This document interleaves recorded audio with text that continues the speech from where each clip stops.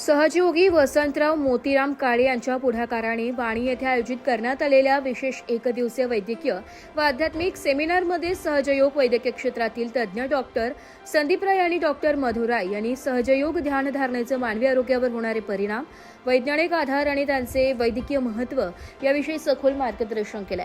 कार्यक्रमादरम्यान उपस्थित सहजयोग साधकांनी विचारलेल्या विविध प्रश्नांची उत्तरे देताना दोन्ही तज्ज्ञांनी शरीर, मन आणि आत्म्याचे संतुलन राखण्यासाठी सहजयोगाचे महत्त्व अधोरेखित केले.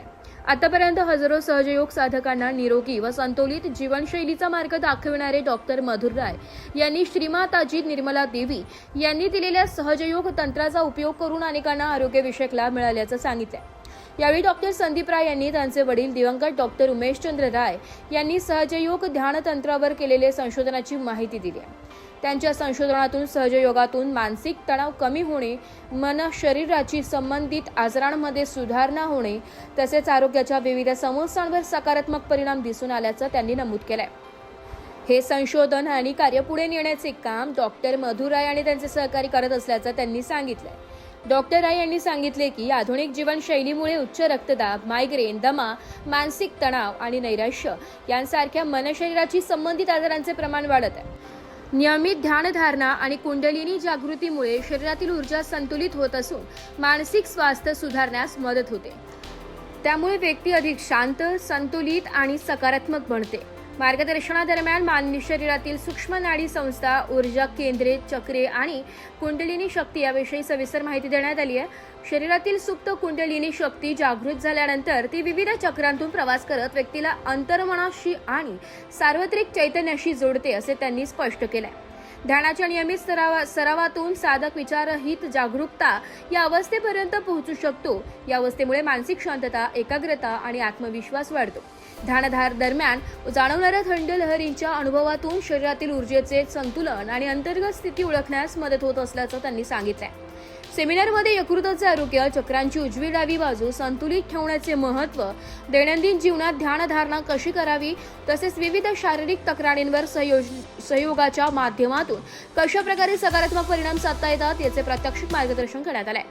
या कार्यक्रमास भारतातील विविध राज्यांमधून आलेले शेकडो सहजयोगी उपस्थित होते. यावेळी सहजयोगी रमेश तलवारे, विजूभाऊ पवार, जयंत नाना पाटणकर यांच्यासह अनेक ज्येष्ठ साधकांची उपस्थिती लाभली.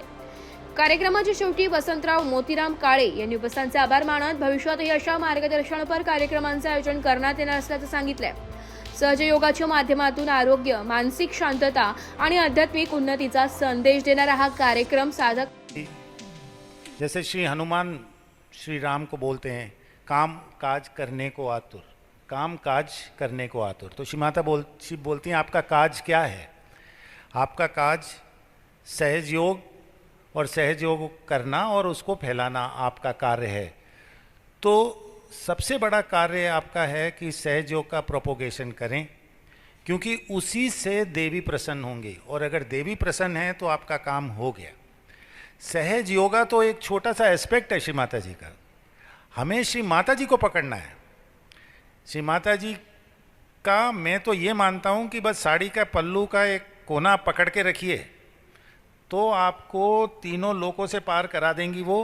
क्योंकि वो जैसे मैंने आपको एक्सपीरियंसेस में बताया स्वयं परमात्मा है.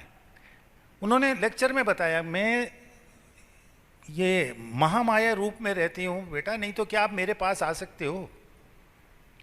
एक बार मैं उनके समक्ष बैठा था तो कुछ बड़े नज़दीकी लोग उनके थे वहाँ पे और जो काफ़ी क्लोज. तो श्री माता जी ने कहा बेटा देख रहे हो इनको? मैं समझा नहीं.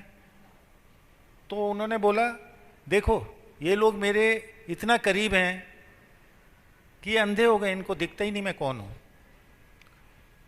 मतलब आप, और दूसरे लेक्चर में उन्होंने बताया कि आप बेटा मेरे पास आ ही नहीं सकते अगर मैं महामाया रूप नहीं लूँ. तो काज तो ये है कि ये करना है. माँ से जुड़े रहने का एक ही है कि आप श्री माता जी, मतलब बस श्री माता जी के अलावा ज़्यादा कुछ है ही नहीं दुनिया में. आपको श्री माता जी ही सब कुछ है और इसके अलावा कुछ है ही नहीं. दूसरी चीज़ जो श्री माता जी ने कई लेक्चर्स में कहा कि जिस तरीके से आप मुझसे प्रेम करते हो, जब आप एक दूसरे से प्रेम करोगे सही मायने में, और सही मायने में हम सहयोगी हो जाएंगे, तो फिर श्री माता जी बहुत प्रसन्न होती हैं। माँ बोलती हैं कि जब एक दूसरे से तुम लोग एक दूसरे से बात करते हो और प्यार करते हो, तब मैं बहुत प्रसन्न होती हूँ। तो एक दूसरे से सच में प्यार करें, और दूसरा प्रचार प्रसार करें। और एक बात दीदी आपको ऐड करता हूँ कि एक लेक्चर में मैंने सुना कि श्री माता जी बोल रही, जैसे हम सब हैं, श्री माता जी आती हैं, हम प्रणाम करते हैं, 2 मिनट सर नीचे रखते हैं, चाहते हैं श्री माता जी मुझे देख लें। जब श्री माता जी साक्षात रूप में थी, साकार रूप में थी, कोई कहता है बेटी की शादी हो जाए, कोई कहता है पोता हो जाए, कोई कहता है बच्चा हो जाए। श्री माता जी कहती हैं कि बहुत कम ऐसे सहयोगी हैं जो कहते हैं मुझे आत्म तत्व दीजिए, और जो सहयोगी इस भावना से सहयोग में आता है या श्री माता जी के समक्ष जाता है कि श्री माता जी मेरी कुंडलनी जागृत करके आत्मा को जागृत कीजिए, मेरा आत्म तत्व मुझे प्रदान कीजिए, उसको जागृत कीजिए, जिसकी ये शुद्ध इच्छा होगी, उसका बहुत जल्दी जो है सारा मतलब उसका उत्थान हो जाएगा। क्योंकि बहुत कम लोग होते हैं, जिनमें कोई हम भी नहीं हैं, उनमें से जो जाते हैं, हम यही कहते हैं भाई मेरे बेटे के अच्छी नौकरी लग जाए, माता जी ये हो जाए, बीमारी ठीक हो जाए, वो सब तो देंगी देंगी, लेकिन वो ढूंढ रही हैं उन बच्चों को जो ये कहते हैं श्री माता जी आत्मा प्रकाशित कर दीजिए, मेरे को वो समाधि स्टेट दे दीजिए मुझे। तो जब आप आत्म तत्व मांगते हैं माँ से, सांसारिक चीज़ें छोड़ के, वो चीज़ उनको सबसे ज़्यादा प्रसन्न करती है।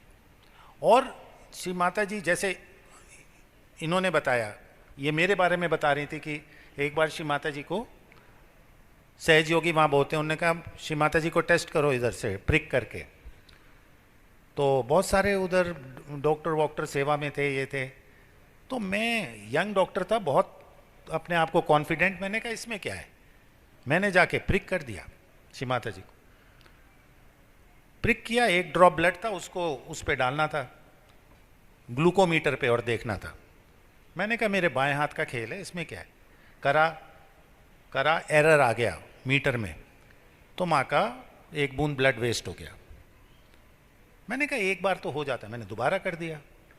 अब वो माता जी को जब मैं कर रहा तो वो ऐसे उनको लग रहा सुई आप लगा रहे हो, और मैं डॉक्टर की तरह लगा रहा था, मेरे को कोई उसमें, तो मैंने सोचा दर्द तो थोड़ा होगा, तो उसमें कोई बात।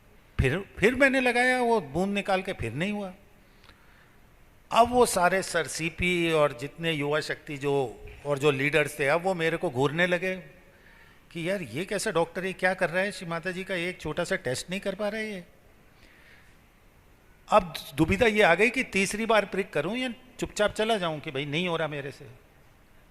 अब मैं खड़ा हो गया उधर श्री माँ के सामने, श्री माता जी प्रतिष्ठान में ग्राउंड फ्लोर पे कमरे के बाहर जहाँ सारी क्रॉकरी वगैरह लगी, वहाँ पे वो बैठी हुई, सर सीपी मेरे को देख रहे, सारे खड़े होके देख रहे। मैं खड़ा हो गया, मैंने कहा तीसरी बार तो करना ठीक नहीं है।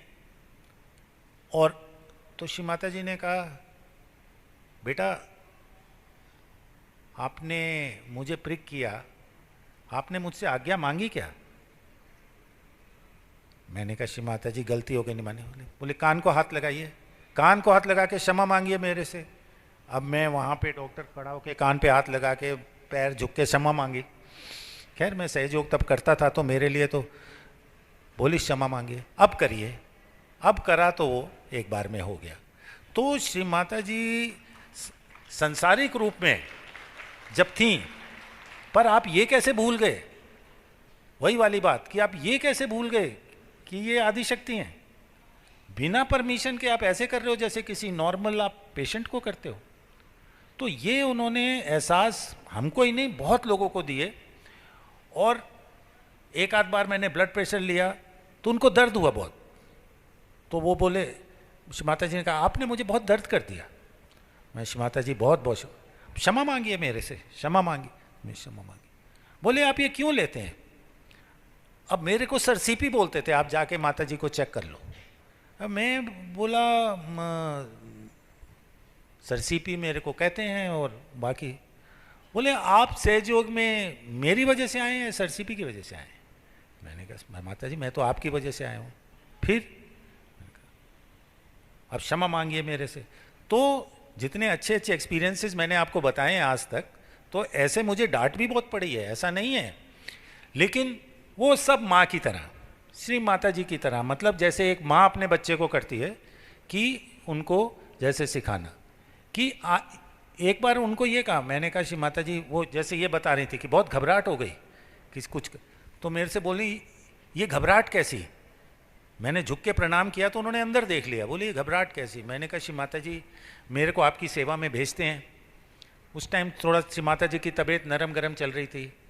मुझे श्री माता जी बहुत डर लगता है कि मैंने कुछ दिया आपको या कुछ टेस्ट किया या कुछ दे दिया और आपको कुछ हो गया तो ये तो मुझे जान से मार देंगे आपके सहयोगी। तो और मैंने वर्बेटम यही बोला, ये तो मुझे मार देंगे कि तुमने क्या कर दिया। तो वो हंसने लगे श्री माता जी बोली अरे आप क्या सोच रहे हो, आप मेरा ट्रीटमेंट कर रहे हो क्या? Do you think you are responsible for me? अरे बेटा मैं ट्रीटमेंट कर रही हूँ तुम्हारा, मैं अभी तुम्हें ठीक कर रही हूँ यहाँ बैठ के। आप इस गलत फहमी में मत रहना कि आप इलाज कर रहे हो मेरा, आप क्यों परेशान हो रहे हो? अरे बेटा मैं कर रही हूँ तुम्हारा, तुम्हें कोई परेशानी की ज़रूरत नहीं है। और उसका साक्षात एग्जाम्पल है जो लिंडा विलियम्स ने भी बताया और योगी जी ने भी बताया कि जब अंगापुर में श्री माता जी प्रोग्राम कर रही थी तो अंधश्रद्धा वालों ने आके 100-150 सहयोगी जो श्री माता जी के सामने बैठे थे और श्री माता जी स्टेज पे थी, उन्होंने पत्थर मारने चालू किए। अब जितने सहयोगी स्टेज पे थे उसमें लिंडा विलियम्स थी, एक बहुत पुरानी सहयोगी जो हेल्थ सेंटर में जब हम थे तो बहुत साल रहीं, उन्होंने बहुत श्री माता जी के एक्सपीरियंसेस लिखे, तो उन्होंने पर्सनली भी मुझे बताया और योगी जी ने भी बताया है एक प्रोग्राम में कि लिंडा विलियम्स गई आगे और हारमोनियम जो होता है उसके ऊपर जो लकड़ी वाला होता है वो उठा के वो श्री माता जी के सामने खड़ी हो गई कि श्री माता जी को कोई पत्थर ना लगे। तो माँ ने कहा अरे बेटा हटो आप इधर से, you get away, no mother stone में hit you, no no no you go back. Do you think आप मुझे बचा रहे हैं क्या? आप मुझे प्रोटेक्ट करेंगे? इन्हें समझ नहीं आए, पत्थर तो आ रहे थे स्टेज तक, तो इन्होंने कहा कि कोई लग ना जाए, तो ये चली गई पीछे।